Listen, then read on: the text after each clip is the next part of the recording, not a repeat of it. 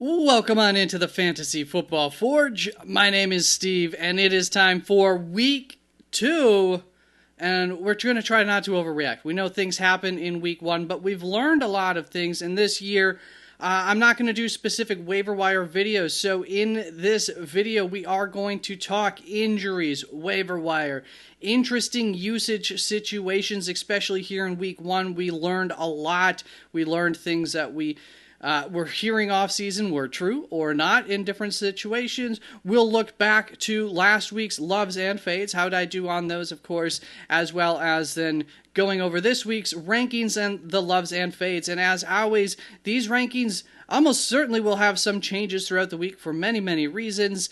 And so you can find updated rankings at the website, www.theffforge.com. There's a link in the description as well to the rankings once those are up, which might not be until Wednesday for getting these up. And then you can always come on Thursday prior to kickoff, where I am live streaming here for any of your start-sit questions, as well as waiver wire questions, drop questions, etc. for, at that point, like free agents that you might want to take off of the waiver wire.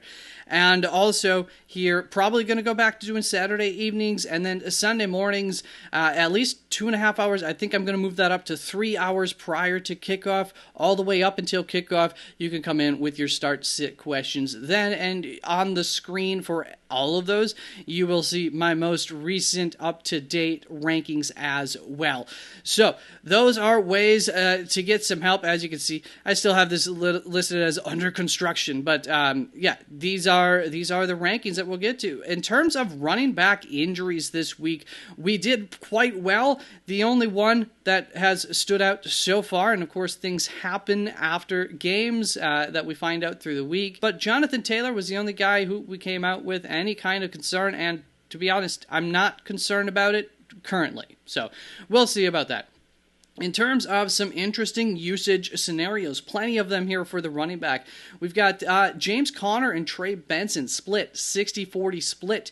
This was part of the reason why I backed off of drafting James Conner and while we were practicing mock drafts all off season. There had been more growing rumblings of this being some sort of relevant split as the offseason went along. And so I don't think this is a situation where Trey Benson will, take over the backfield over James Conner, unless, of course, James Conner looks old at some point in the season. But for now, I'm not too concerned about that. And I'm still optimistic about James Conner because this offense does like to run a lot, and James Conner still gets, has receiving upside. So we'll look like it's not like his opportunities were bad in this game. But nonetheless, Trey Benson getting just enough work that he might be relevant, might be able to use, depending on matchup at the very least right now.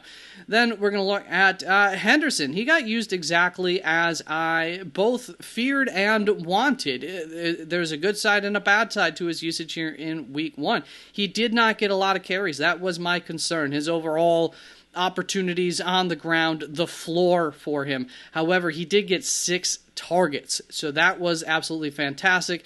Honestly, this usage is exactly as I expected it to be, and the other guy who's in a similar situation is RJ Harvey, who only got 30% of the snaps, but there's a reason I had RJ Harvey ahead of Henderson, and I still am pretty feeling fairly good about this coming out of week 1, despite RJ Harvey only getting 30% of the snaps, despite him only getting 7 opportunities this week, is that I do think that he has more upwards growth in terms of the ground usage and has similar target upside.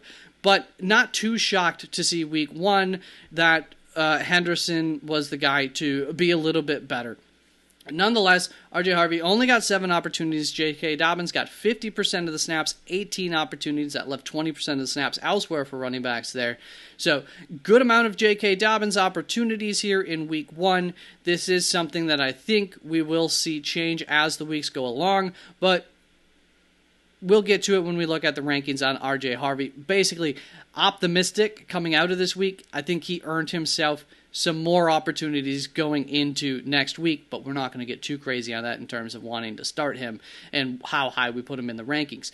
Breece Hall received 60% of the snaps, and that resulted in 23 opportunities for him. So if you drafted Breece Hall, especially later on in the offseason as his stock started to fall a little bit, you're loving week 1. I don't think that this is any kind of guarantee that this isn't still some sort of hot hand approach, and Breece Hall was the hot hand in week 1. Nonetheless, Breece Hall looked good out there, looked like he's going to continue to be the hot hand, and especially with that receiving upside for him, very, very positive outcome for Breece Hall out of week 1. Zach Charbonnet also received 60% of the snaps. That's right, Zach Charbonnet received 60% of the snaps over Ken Walker. That resulted in 12 opportunities, and I'll explain exactly how these opportunities work. Unfortunately, no targets for Zach Charbonnet, whereas Ken Walker results in 13 opportunities because he got 3 targets. Once again, I'll explain exactly how the opportunities are calculated here, but it's a weighted approach that I did for the opportunities. Nonetheless, we saw Zach Charbonnet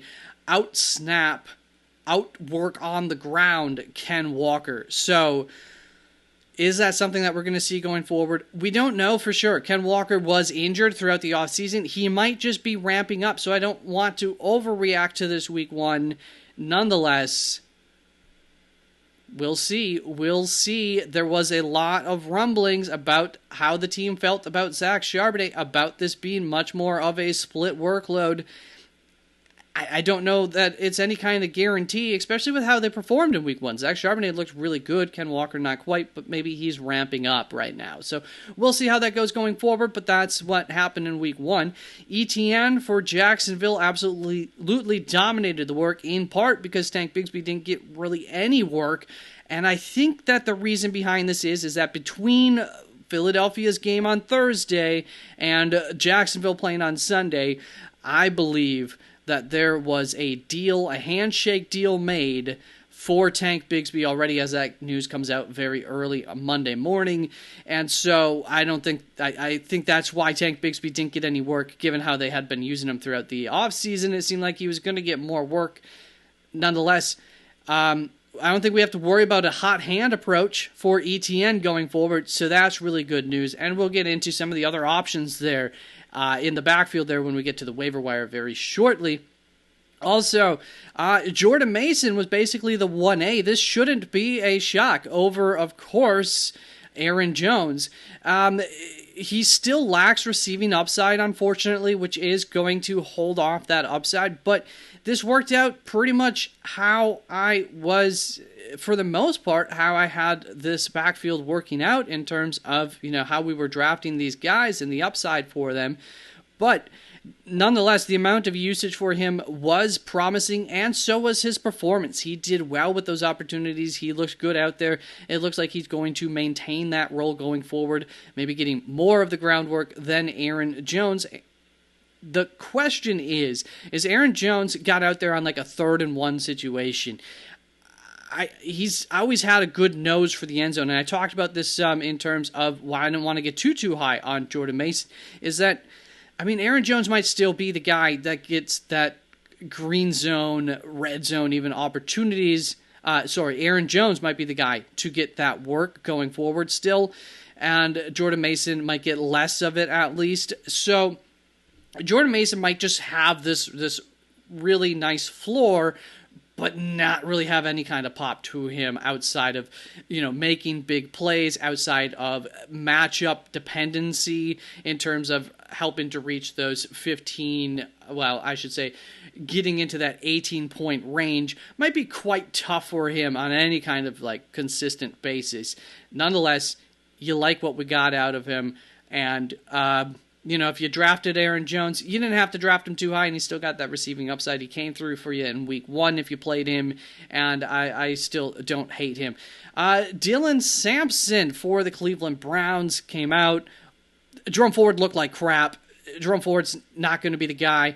This was why we were drafting Dylan Sampson ahead of Jerome Ford, and it came through in week 1, and it looked really good. You love his usage as the receiving back, and that's going to bring us on to the waiver wire. So I expect that this role for Dylan Sampson, I've talked about it in the offseason too, is going to be the same, whether it's Jerome Ford, whether it's Quinshon Judkins, and it's going to be Quinshon Judkins. The team's already talking about him potentially being out there in week 2. If you don't know, Quinshon Judkins signed a contract finally with the team on like Friday or Saturday, so Quinshon Judkins is my number 1 waiver wire pickup, probably amongst all positions, definitely amongst running backs. I have him in a tier of his own for as terms of running back waiver wire options long-term this season. And I do think that it could be a quick ramp up for him. We'll want to keep an eye on that. This week they're going up against Baltimore.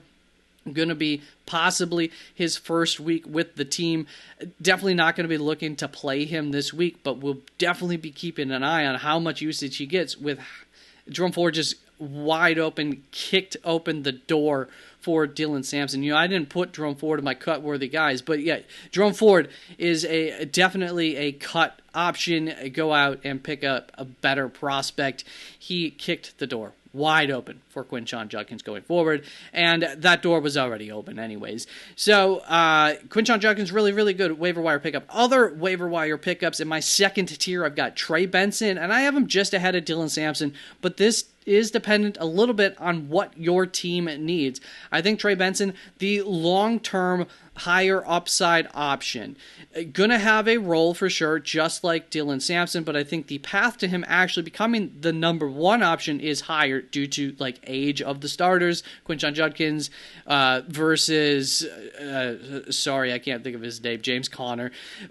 Which one of them could get long in the tooth as the season goes along and get overseeded by the other guy?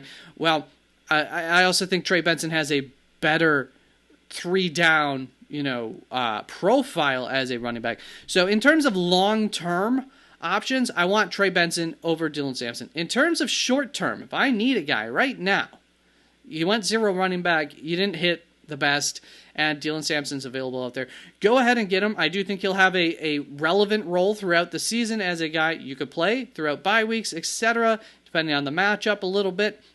But nonetheless, over the next 2, maybe 3 weeks, he could be a very, very good option. It is a tough matchup this week. We'll get to where I have him ranked this week. Bashal Tutin, when we look at the backups now for Travis Etienne in Jacksonville, everybody, Bashal Tutin been the guy that everybody loves here in the backfield for Jacksonville this offseason. Well, he only gets 4 snaps. The other rookie running back, LeQuint Allen, gets 9 snaps. Now, why would that be, and should we be worried about that snap share difference when it comes to the, for fantasy purposes? Like, is LeQuint Allen actually the guy to have? Well, when we look at my quick notes on these guys going back to the NFL draft, LeQuint Allen have as a guy, he's a very good rusher, fantastic pass blocker. That's his ace in the hole. He is a 3rd down ace guy because he's also a great receiver out of the backfield, and I really liked his vision as a running back as well. However, not incredibly elusive, not an agile guy. His ability to get yards after contact was not good in college. He's a very slender back. He's high-hipped as a runner, and he doesn't really have that home run, top-end speed kind of breakaway speed. So, to me, he is the guy who gets more snaps, probably while Travis Etienne is healthy and is the lead back, as long as he continues with this performance that we saw in Week 1 from him, having a very, very strong Week 1 performance.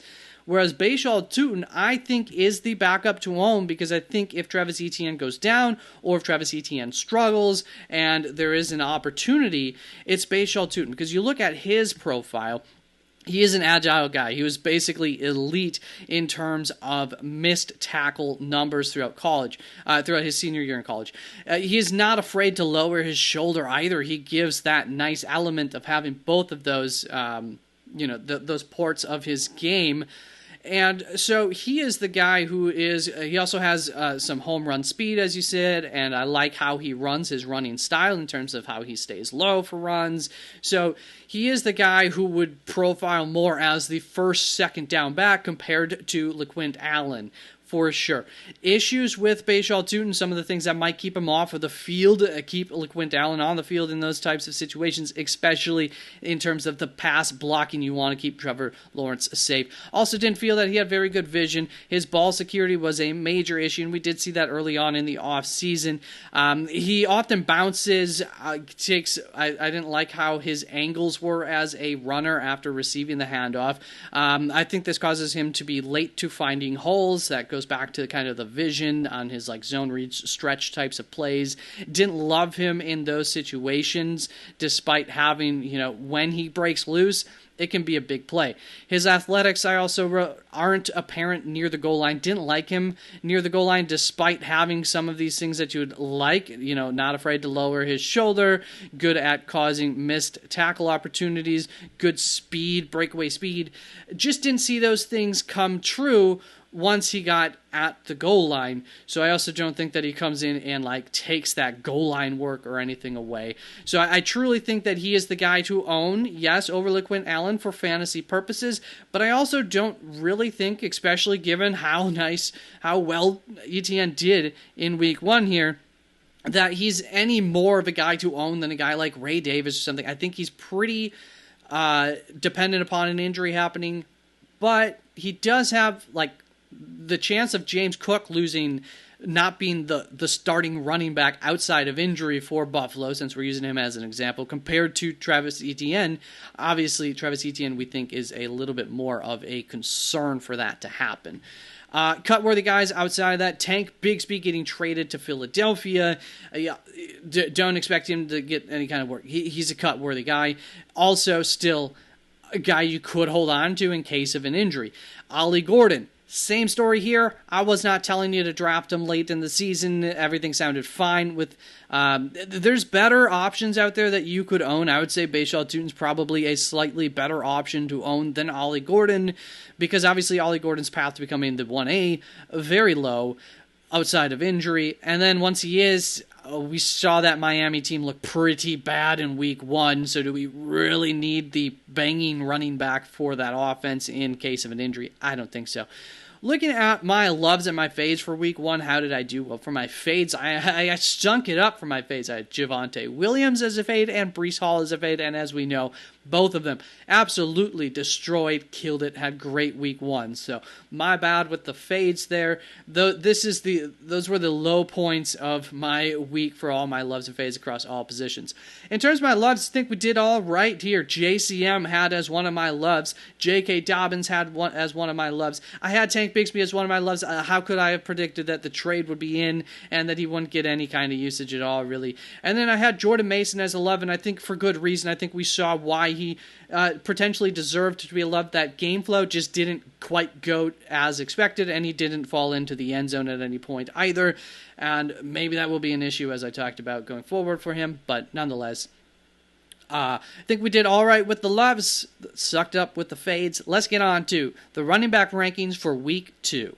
And here we are with the running back rankings for week 2. This is my first tier of guys. It's Christian McCaffrey, it's Saquon Barkley, it's Chase Brown, Jahmyr Gibbs, Bijan Robinson, Derrick Henry, Josh Jacobs, Devon Achane, James Conner, James Cook. I'm not going to ever for the most part at least, make guys in my tier 1, my must-start guys as, my loves of the week, or fades, of course. But we get down to the bottom of the tier, James Conner, James Cook just sneaking into the bottom of this tier. That, of course, has to do with the matchup, the scoring upside for these guys in this matchup. The matchup game flow here, given the Vegas spread, as you can see that I'm highlighted right now, is working very well in favor for these guys, as well as the point totals, the kind of the touchdown opportunities for these guys this week. So that's what you're looking at here, the implied point total, which last week I had it calculated wrong. It still worked out in terms of the highlighting, but the number was wrong. And the spread this week is correct again. So these are the early Vegas numbers that will change throughout the week, some as of Monday for these numbers. And then over here, we've got the fantasy points scored, of course, fantasy points right there in this column, as well as the opportunities. And so as you will see, as we know, opportunities are king. Now, not all opportunities are created equal, and that's part of the why you will see Christian McCaffrey, I'll use as my example to explain how he gets up to 42 opportunities despite the fact that he has, I think, 32 touches. How does that math work out? We'll get to that. And I can't account for everything in terms of the value of the opportunities that these players will get. But nonetheless, you will know as we scroll down, you will see there is a definite correlation between the opportunities that a guy gets and what their fantasy points are. But there are outliers. So why don't we just take a quick look at what the outliers might have been for these in these situations here. So DeAndre Swift, Jahmyr Gibbs are the two here that stand out the most as guys who might have underperformed for their opportunity. Looks like Bijan Robinson technically might have overperformed for his opportunity, but not, when you're up here with some of the most amount of opportunities, of course, you have a good chance at being one of the highest scoring in fantasy points there. Maybe JT, a little bit of an underperformer there for his opportunities. Ashton Genty, a little bit of an underperformer for the opportunities. ETN maybe overperforms a little bit. Javonte Williams, it looks like definitely into that overperforming. Nonetheless, you get these amount of opportunities. You get these, I would say, like these 20 plus opportunities, and you're in really good shape to at least have an above average fantasy point total. Whereas once we get into that 20-point opportunity, you're going to see there starts to be a chance at these guys where it doesn't quite come through for them. So Tony Pollard, a little bit of an underperformer. We anticipated that. He was definitely like a fade of mine last week, but you couldn't quite fade him because we knew for sure that these opportunities were a lock. And so once again, we're going to be fairly willing to play him this week in hopefully a better matchup. Tyrone Tracy is going to be a similar story. We knew that efficiency, opportunities for touchdowns, those types of things aren't going to be the greatest for Tyrone Tracy probably year long, especially in more poor matchups. So once again, we're not going to be too afraid to start him this week if we need to start him, and he underperformed. We anticipate usually when he gets 20 opportunities, his days should be better than this, but of course there is some of that concern for that, generally speaking. David Montgomery, a little bit of an outperformer. That Green Bay defense really, really stout against the run there in week one. And I do think that for one reason or another throughout games, game flow wise as well against the Green Bay Packers, that could be pretty true throughout the season. Omarion Hampton, a little bit of an underperformer, but we're getting into that area. Achane, Alvin Kamara, Jaylen Warren, all maybe a little bit overperforming. Ken Walker, underperformer. This is where we're in that neutral area where it kind of goes one way or the other once we're getting into this less than 20 opportunities, as you can see. Aaron Jones, a little bit of an overperformer for the opportunities given. Nick Chubb, Ken Gainwell, underperforming for their opportunities. Same with Brian Robinson, Ramondre Stevenson, Austin Eckler, maybe overperforms a little bit-ish, but as you can see, you're getting those 10, 12-ish. That seems to be about the line here. Those like 12-ish opportunities, at least this week, is really your last opportunity to really probably have a decent chance at actually making something out of it. So Ja'Cory Krusky, Merritt, Zach Charbonnet, maybe a little bit of overperformance from those two. Trey Benson, maybe a little overperformance. RJ Harvey, maybe a little overperformance. But also for guys like Trey Benson, RJ Harvey, that means they were efficient. And when you're efficient, the team's going to like that. And they might just start to give you a few more opportunities as you go. Same with Braylon Allen. Actually comes through, has a decent day given only having 6 opportunities. And once again, what do we know? We don't know for sure how that hot hand approach might be working for the New York Jets, and we expect them to be run heavy. So I think that 6 opportunities for Braylon Allen on the lower end of what we should expect throughout the season, but also, who knows? Who knows yet? So those are my first tier. Those are the opportunities. The explanation here is that on average, targets are worth 1.92 times more valuable than rushing attempts. So rushing attempts count for 1 opportunity, of course. Targets, however, Doesn't need to be a reception. A target counts as 2. So every target was 2. So that's how Christian McCaffrey, I believe he had 10 targets, so that was worth 20 points here, whatever, 20 opportunities based on the 10 targets, which means that he had 22 rushing attempts, if I recall his target number correctly, and I calculated this correctly. So that is how I did the opportunities. Those targets are more valuable than rushing attempts. They don't always turn out to be. DeAndre Swift, Tyrone Tracy, Jahmyr Gibbs, incredibly inefficient with the targets that they received in week 1. Do we anticipate that to be true every week? Well, probably not every week. For at least 2 of those guys, it might be true a little too often for our comfort, but hopefully, especially in the case of Tyrone Tracy, a healthier offensive line, whenever that happens, I don't know exactly when that's going to be happening, could go a long ways towards him being more efficient with his opportunities. So these aren't every data point that's relevant. There's a lot of them, and that's part of why the rankings will change throughout the week. But let's get on to this second tier, which begins with Kyren Williams. We're pretty much still in like must-start territory, but maybe you're having to make a decision on these guys. Hopefully not. Or if you are, it's because you've got some really good running backs. Kyren Williams here I have ranked 11th on the week, followed by Chuba Hubbard, my kryptonite for fantasy. Rico Dowdle didn't steal as much work as anticipated.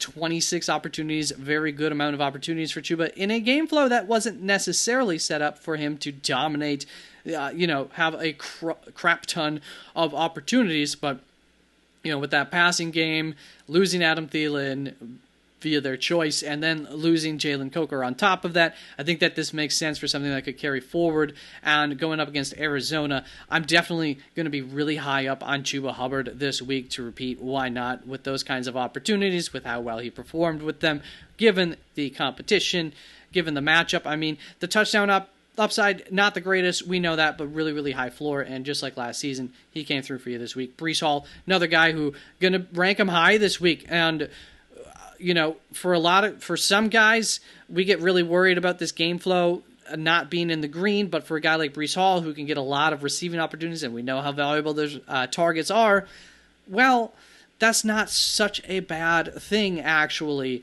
It's just the touchdown upside for him a little bit low, but have him just on a borderline of being an RB1. You got to like that if you drafted him. Bucky Irving, Jonathan Taylor, Ashton Genty, Omarion Hampton, Travis Etienne, in that order currently are the next guys that I have here. Rough defensive matchups for Bucky Irving, Jonathan Taylor. That's why I have them a little bit lower than some of these other guys. And maybe not the strongest of week 1 performances for them, but great amount of opportunities. Same with Ashton Genty. And for this Los Angeles Chargers defense, they did do well against the run week 1. Is that maybe because of the matchup, Kansas City? I had my concerns about the greatness of those that running back room coming into the season. I don't know that's any kind of guarantee that this is some, dominant run defense, but also they're really, really well coached, so it definitely could be. Omarion Hampton, expecting him to be hopefully more efficient going forward, like the matchup here going up against Las Vegas, and then, Travis Etienne kills it in week 1, and he gets Cincinnati, we assume is still a poor run defense, despite the fact that Jerome Ford couldn't take advantage of it last week, coming off of a really strong week. So Travis Etienne, I think, a near must start once again this week. That will bring us on to this third tier, which is absolutely ginormous. I have like a soft tier break because I just wanted to do some sort of tier break, because as we go down, there is definitely a difference between the top guys and the bottom guys of this tier, but at the same time, do I really think that the difference between Ken Walker and Zach Charbonnet should be some like 11 plus guys in between them? No, but this group is just really homogenous in terms of potential upside, expectations, how they performed last week, the matchups that they have this week. There's just a lot of fluidity for a lot of players, and that's kind of matches how we drafted this season. I said there was, a lot of running backs late that you could get that had opportunities to be fairly fantasy relevant. That included Trey Benson in that grouping, the Jalen Warrens, the Dylan Sampsons, the Nick Chubbs that you could get extremely late, as well as, of course, the RJ Harveys, the Travion Hendersons, who might start off the year a little bit slower. So currently, it's just a massive tier that I'm going to keep TreVeyon Henderson up here because he's going up against Miami. I feel pretty good about that matchup. So, we'll find out who New England is if they struggle against Miami here this week. Or if Miami, does really well, okay, great for if you drafted Miami guys like Devon Achane especially. But nonetheless, I'm going to give TreVeyon Henderson an opportunity here. He did quite well in week 1, got a lot of targets. You like that. So I have him a little bit high because the next few guys, not the best touchdown upside, some concerns about how well they'll do with the opportunities despite having more opportunities. Henderson was more efficient than these guys on the opportunities that he had. So Tony Pollard right behind that, DeAndre Swift right behind that, Aaron Jones right behind that.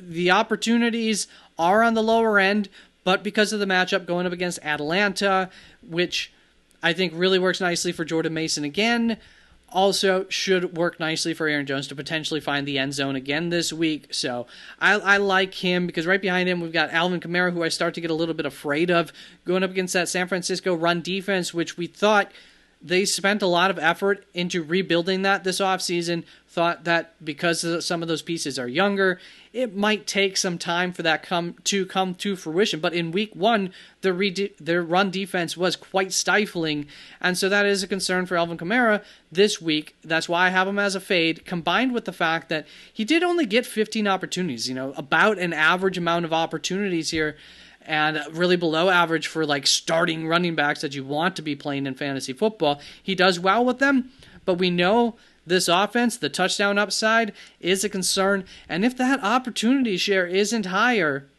which was a concern I expressed throughout the offseason with this new offensive system there, I don't know. I wish this was more like 20 opportunities. So I'm a little bit concerned about Alvin Kamara. Nonetheless, the San Francisco team's kind of beat up on offense too, so that could present an opportunity. But, we'll see. Javonte Williams I have right behind him as a love of the week for me this week. I struggled a little bit to find fades and loves this week outside of the top guys. That's why I have this massive tier. But Javonte Williams going up against the New York Giants feel like it's, based on week 1 at least, a pretty good opportunity for him to once again find the end zone, once again dominate opportunities, not be operating from behind, operating from ahead to get more of those floor opportunities, and then hopefully for you, if you start Javonte, get into the end zone as well. So I feel pretty comfortable with Javonte this week against the New York Giants. Behind that, now we start to get into Ken Walker. There are questions. Is his usage going to go up? We talked about that earlier, but even with the usage he had, it was a really disappointing game going up against Pittsburgh. Also, don't want to discount that Pittsburgh's defense might be fine. It wasn't a great week 1 showing. Vegas still not thinking that Seattle's going to do something great against this defense either, so those touchdown opportunities. So I'm just a little bit low on Ken Walker this week. After that, we've got Tyrone Tracy. Good amount of opportunities. I still feel comfortable enough having to play him if that's where my running back room is at. Going up against Dallas, this negative game script doesn't scare me for him, all the more receiving opportunities for him. But, we would like that offensive line to get healthy sooner than later, that's for sure. Jordan Mason, really like the matchup. I feel pretty darn comfortable with him this week, once again, as a floor play at the very least. But in this matchup, feel pretty good about him. Could have almost given him a love tag. David Montgomery, going up against Chicago. I think he was very inefficient on the opportunities, but also Detroit ran an insane amount of offensive plays because they were so inefficient. And how much of that is this offensive line being banged up? How much of that is a new offensive coordinator? Whether that means that they're growing and they're going to get better throughout the season, or maybe not. You never know. How much are they going to use Jahmyr Gibbs more than David Montgomery? Obviously, David Montgomery ends up getting a good amount of opportunities this week. I don't know for sure how much that continues, and that's why I do have that soft cutoff here ahead of David Montgomery before these other guys. Then Dylan Sampson against Buffalo, the touchdown upside here. Not very good for Vegas, but 28 opportunities last week. That's fantastic. How much can we bank on that happening again? I don't know for sure, but in this matchup, I think there's a pretty good opportunity that he does have another high amount of targets. We saw how that offense wants to work, and it could be very fruitful in terms of opportunities, at least, for Dylan Sampson. Yet again, J.K. Dobbins might get a little bit less usage, but he did well with the usage that he got, and this is once again a team that why we liked J.K. Dobbins enough as a floor guy late in drafts, 0 RB kind of guy, is that we do expect him to get these touchdown opportunities. We do expect him to have a floor, and we do expect that this defense will keep this offense in games regardless of how good the offense is. And they're going up against Indianapolis, who had a really good week 1, but once again, I don't want to overreact to how well or bad teams performed in week 1. So I like J.K. Dobbins in this matchup this week. Just as generally speaking, I kind of like a lot of these guys here, but also kind of have some concerns. So Jaylen Warren, opportunities wasn't exactly the highest going up against Seattle. Their run defense actually looked quite good in week 1 and is a defense that a lot of people thought might be much improved this year for good reason. R.J. Harvey, the other one going against Indianapolis, I'm taking a little bit of a leap of faith that R.J. Harvey's going to earn a few more opportunities than he did in week 1.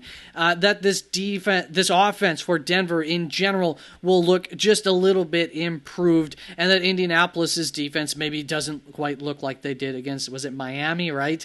They're in week 1, so I'm not buying that too much. So I'm still willing to play R.J. Harvey as more of a flex guy, though, this week.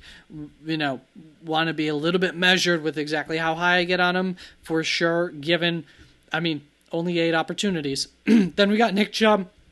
Not efficient on his 15 opportunities, not exactly a big surprise. Going up against Tampa Bay, kind of an average-ish type of matchup. We'll see, but I'm also not afraid to play him if I have to play him. Austin Eckler, Ja'Cory Krosky-Merritt, obviously there's some opportunity there, but we saw how this Green Bay defense works against a similar kind of running back duo in David Montgomery, Jahmyr Gibbs last week.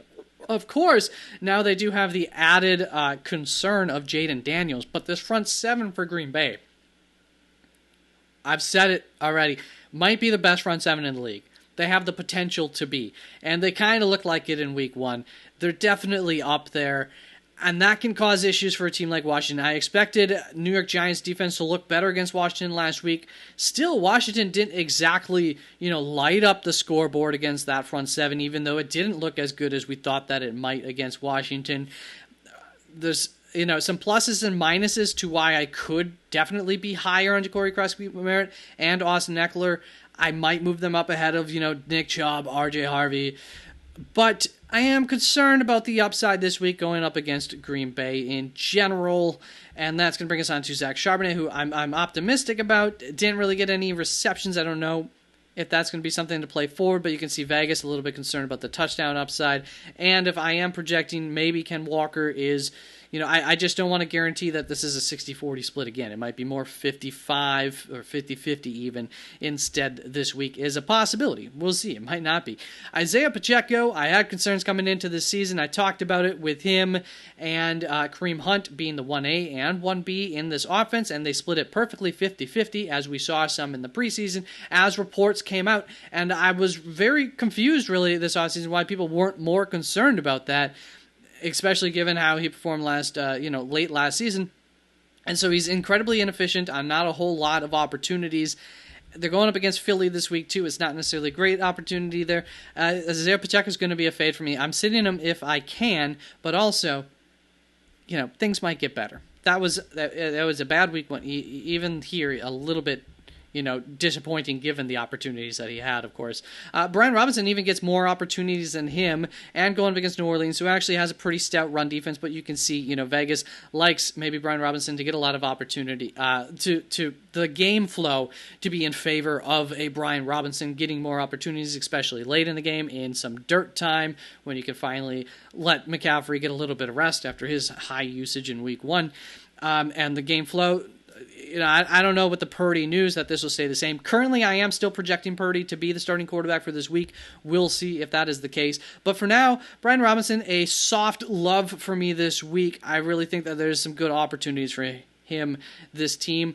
And if Brock Purdy's not there, the amount of time, and George Kittle obviously not there, the amount of, and Juwan Jennings maybe not being there, the amount of rushing opportunities, the amount of times that San Francisco is going to run, or at least try to run in this game if it's efficient enough to keep drives going, could be absolutely insane. So, just at the bottom of this tier, Trey Benson just also barely making it in because of the matchup. If I have to play Ramondre, if I have to play Kenneth Gainwell, I'm optimistic about what I might get from them. If I cut this video off, I might cut it off after this Trey Benson tier. So there you go. Visually are the rest of the tiers. Thank you very much for tuning on in. I hope that you found this informational, helpful. Peace out.